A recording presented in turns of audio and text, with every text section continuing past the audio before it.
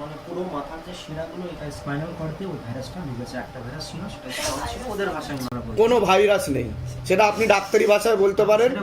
আমার যেটা আমি দেখতে পাচ্ছি সেটা হচ্ছে মস্তিষ্কের গ্রোথ ঠিক মতো হয়নি, যে কারণে যে আত্মা বসে, আজ্ঞাচক্রে বসে, যেটাকে বলা হয় পাইনিল গ্ল্যান্ড, সেখানে বসে পুরো শরীরকে অপারেট করতে পারছে না। এটা হচ্ছে আমার সায়েন্স বলছি আমি, যে থার্ড আই বলা হয় যেটাকে, পাইনিল গ্ল্যান্ড, যেখানে আমরা ঘুম পেলে যখন আত্মার শরীর ত্যাগ করে ওই জায়গায় বসে পুরোপুরি কন্ট্রোল করতে পারছে না। ওর এখান থেকে ঘুরে এসে ঠিক এই জায়গা অবধি, এই যে দেখাচ্ছি আমি, দেখুন এই এত অবধি রক্ত চলাচল ঠিক মতো করে না। বুঝতে পারছেন আমি কি বলছি? এর ফলে ওর পুরো শরীর আস্তে আস্তে প্যারালাইসিস হয়ে যাচ্ছে। আর বাঁ দিকটা মেন সমস্যা, বোথ সাইডই হচ্ছে ওর সমস্যা, ঠিক আছে? মনে নেগেটিভ চিন্তা আসে, তার প্রভাব ও প্রয়োগের কারণে কিছু কুঅভ্যাসও তৈরি হয়ে যাচ্ছে।